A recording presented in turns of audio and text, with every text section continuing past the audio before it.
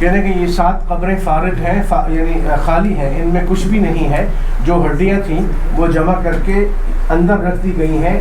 ان اصحاب کہف کی ہڈیاں یہاں پہ اندر ہیں 50 سال پہلے.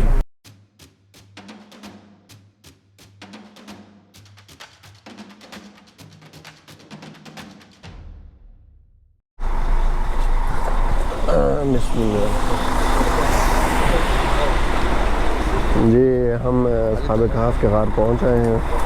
اصحاب کہف تو عربی میں غار کو کہتے ہیں، اب انگلش میں 7 سلیپرز کے نام سے یہ مشہور ہیں. اور بائبل کے اندر بھی، ان کی کتابوں کے اندر، عیسائیوں کی بائبل کے علاوہ بھی ان کے یہاں بھی ان کا وہ ملتا ہے. انہوں نے انگلش میں موویز بھی ہیں، ناولز بھی ہیں اس کے اوپر. مختصر قصہ یہ ہے کہ 250 بعد المسیح میں عیسیٰ علیہ السلام کے پیدائش سے 250 سال بعد رومی بادشاہ دقیانوس کی حکومت تھی. دقیانوس نام تھا اس کی حکومت تھی. تو اس زمانے میں شرک تھا بہت زیادہ. یہ چند نوجوان تھے جو توحید کے اوپر اور عیسیٰ علیہ السلام پر ایمان لے آئے تھے. تو بادشاہ کو جب پتہ لگا تو انہوں نے ان کے اوپر مقدمہ چلا دیا. تو یہ مفرور ہو گئے غار کے اندر. غار کے اندر یہ لوگ رہے اور وہاں پر اللہ نے ان کے اوپر نیند غالب کر دی. اور یہ تقریباً 309 سال تک، قرآن کے مطابق 309 سال تک سوتے رہے. پھر اس کے بعد اللہ نے ان کو بیدار فرمایا. جب بیدار ہوئے، ایک بندہ ان میں سے وہ اپنے حساب سے تو کچھ گھنٹوں کے لیے، ایک دن کے لیے ہی سوئے تھے. تو جب ادھر گئے ادھر واپس شہر کی طرف، تو وہاں جو سکہ دیا تو پھر لوگوں مشہور ہو گیا کہ یہ تو پرانے زمانے کے لوگ ہیں. اور انہی دنوں میں شہر کے اندر عیسائیوں کی حکومت آ چکی تھی کافی حد تک، لیکن پھر بھی کچھ لوگ پرانے دین کے اوپر تھے. تو وہ مرنے کے بعد زندہ ہونے کے اوپر اختلاف تھا، ان کا جھگڑا تھا. تو اللہ نے ان کو بیدار کر کے تو ان کو دکھا دیا کہ جس طرح سینکڑوں سال سلا کر اللہ دوبارہ جگا سکتا ہے، تو اس طرح موت مرنے کے بعد بھی اللہ تعالیٰ دوبارہ زندہ کر سکتا ہے. تو لوگ بھی پھر اس زمانے کا جو دین تھا سچا، عیسائیت کے اوپر آ گئے اور شرک چھوڑ دیا انہوں نے. تو یہ اصحاب کہف کا غار ہے. انشاءاللہ ابھی اندر جائیں گے، اندر سے آپ کو دکھائیں گے. اور اس کے بارے میں یہ بتا دوں آپ کو میں کہ ترکی کے اندر افسوس مقام ہے، اس کے قریب بھی ایک غار ہے، وہ بھی منسوب ہے. ترکی کے اندر ہی کچھ اور مقامات بھی ہیں، 1-2، وہ بھی اصحاب کہف کے اس سے مشہور ہے، منسوب ہے. لیکن یہ والا جو ہے غار، یہ زیادہ قریب ہے، کیونکہ ایک تو جو اس علاقے کا نام ہے وہ رجیب ہے، اور کہتے ہیں کہ پرانا نام اس کا رجیم تھا، اور وہ بھی جو ہے بگڑ کر رقیم سے جو ہے رجیم ہو گیا تھا.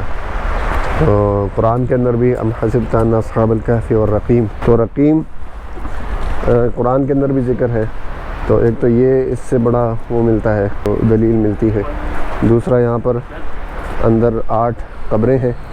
اصحاب کہف تو 7 تھے، لیکن کہتے ہیں کہ ان کا جو چرواہا تھا، تو چرواہے کی ایک قبر ہے. ایک چرواہا 7 راستے میں مل گیا تھا، تو ایک اس کی قبر ہے. تو اس وجہ سے یہ والی جو ہے جگہ اس کو زیادہ وہ کرتے ہیں کہ غالباً یہی ہوگی اصحاب کہف کی قبر. ابھی اندر جاتے ہیں انشاءاللہ، آپ کو دکھاتے ہیں. أنا من القليل الذي يعلمهم هم 7 وثامنهم كلبهم. یہ فرما رہے ہیں کہ جیسے سورہ کہف میں بھی اللہ نے فرمایا، یہ وہ غار ہے جہاں 7 قبور ہیں، ثامنهم كلبهم، ان کا کتا بھی کلب خارج، وہ باہر ہے. یہاں 7 قبریں ہیں داخل الکہف. نعم، هنا 1، ادھر 1 ہے، وهذا الثاني، ادھر 2 ہے، وفي الخلف الثالث، ادھر 3 ہے، 3 قبریں ہیں. وهنا 3، 6، وهذا في الوسط السابع. درمیان میں 7ویں قبر ہے. هذه القبور حاليا فارغة لا يوجد بها شيء. جمعت بقايا العظام في هذا القبر قبل 50 عاما. کہنے کہ یہ 7 قبریں فارغ ہیں، یعنی خالی ہیں، ان میں کچھ بھی نہیں ہے. جو ہڈیاں تھیں وہ جمع کر کے اندر رکھ دی گئی ہیں. ان اصحاب کہف کی ہڈیاں یہاں پہ اندر ہیں 50 سال پہلے. وهم في فجوة منه هنا مكان نوم الفتية. یہاں ان کے سونے کی جگہ ہے. یہ جہاں آپ حضرات کھڑے ہیں یہ سونے کی جگہ ہے جہاں وہ آرام فرما رہے ہیں.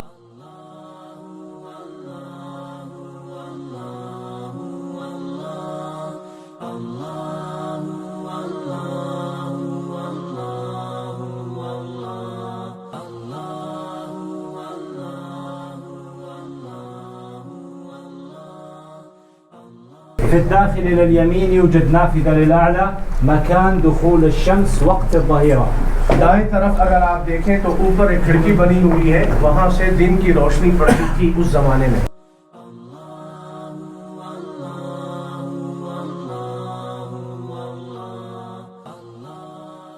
وعند المغيب غروب الشمس تدخل من الباب. اور شام کے وقت یہاں سے روشنی پڑتی تھی.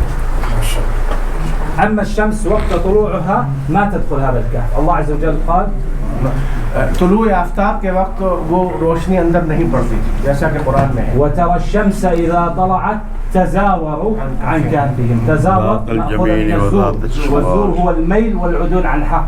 فالشمس أول طلوعها ما تدخل هذا المكان.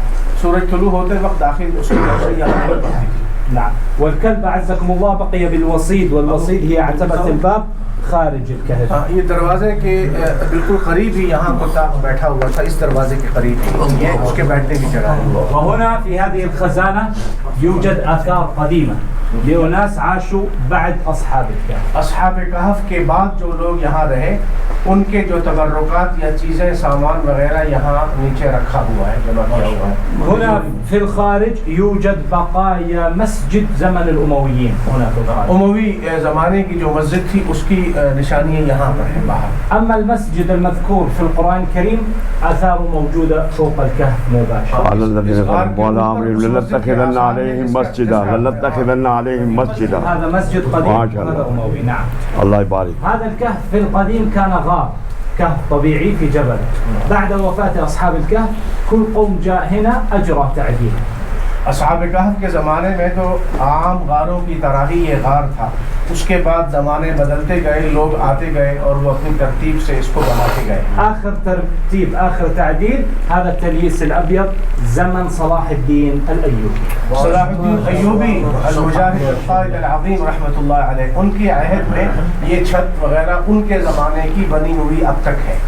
صلاح الدین ایوبی رحمۃ اللہ علیہ کے زمانے کی ہے یہ. واسم هذه المنطقة الآن الرقيم.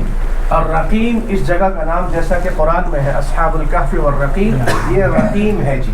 البعض قال الرقيم هو لو سجل عليه أسماءهم وهذا لم يوجد. وہ کہہ رہے ہیں کہ ایک روایت ایک قول یہ ہے کہ رقیم ایک تختی ہے، لوحہ جس کے اوپر ان کا نام لکھا ہوا ہے، اس وجہ سے رقیم کہتے ہیں، لیکن یہ بات ثابت نہیں ہوئی.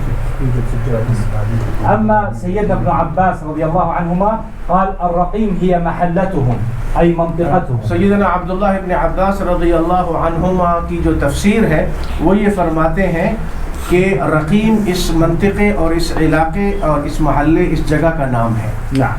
يوجد أي سؤال عند الأخوة کوئی سوال المشايخ؟ پوچھنا چاہتے ہیں؟ یہ سوال اس زمانے کا شہر تھا، وہ کتنے فاصلے پہ تھا یہاں؟ الشيخ يسأل أن المدينة في ذاك كانت كم بعد عن الكهف؟ المدينة هي مسافة فرسخ، والفرسخ 7 كيلو. 7 کیلو، ایک فرسخ کے برابر تھا. اس کے بھی کوئی آثار ہیں؟ واسمها عمان وسط البلد عند المدرج. عمان وسط البلد جہاں سے ہم كان آئے ہیں. اسمها في القديم فيلادلفيا فيلادلفيا قديما. نعم. عمان اسمها فيلادلفيا. فيلادلفيا. نعم. عمان کا جو پرانا نام ہے وہ فيلادلفيا کی ریاست ہے. نعم.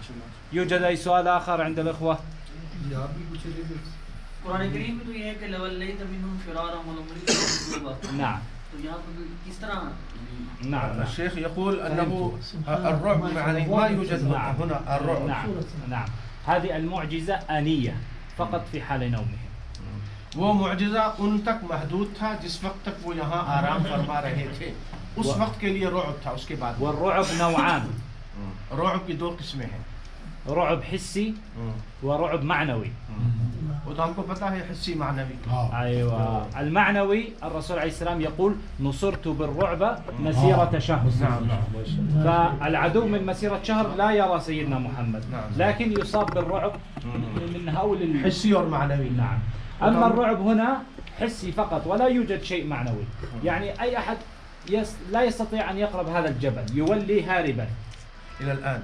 لا هذا فقط لكن أما الروحانية يعني يحس الإنسان أن المكان فيها بركة سبحان فيها الله. روحانية هذا حسيا. هذا المكان بسيط في مظهره لكن عظيم في أحداثه وعبره. هذا كهف ارتضاه الله عز وجل سكنة لأوليائه وخصه بصورة كاملة ألا وهي صورة الكهف. جهة القبلة.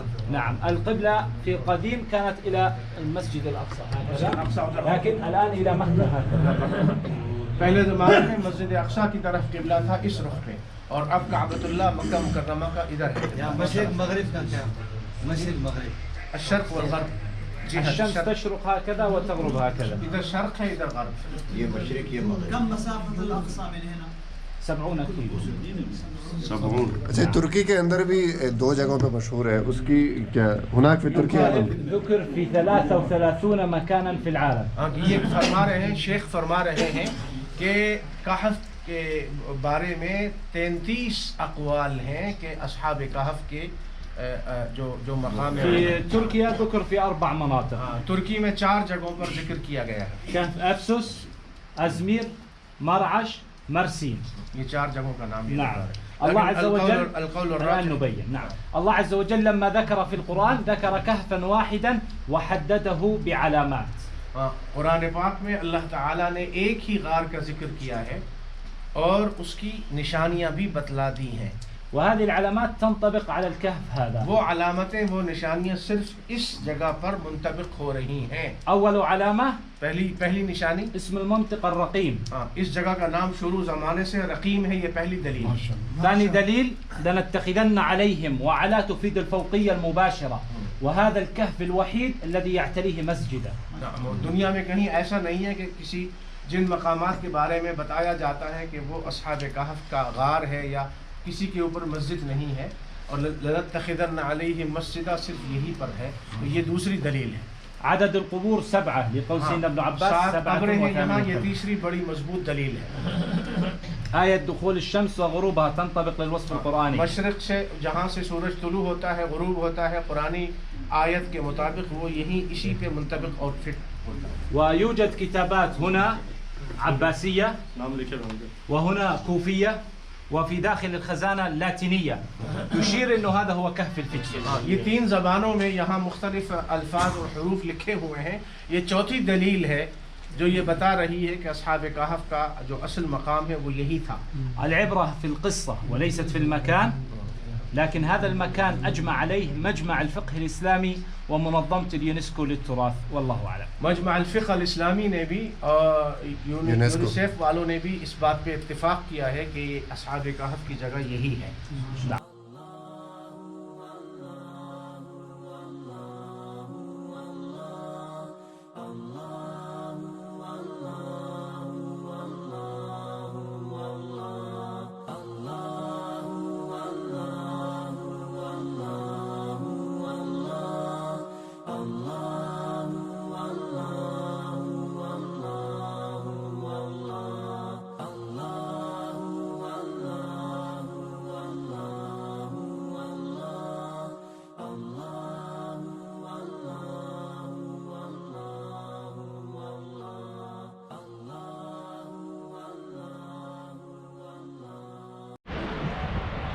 جی یہ میں مسجد کے اوپر ہوں ابھی اور اصحاب کہف کے جو قرآن میں ذکر آتا ہے مسجد کا فی الحال یہاں سے انشاءاللہ آگے جا رہے ہیں. ملتے ہیں آپ سے اگلی ویڈیو میں.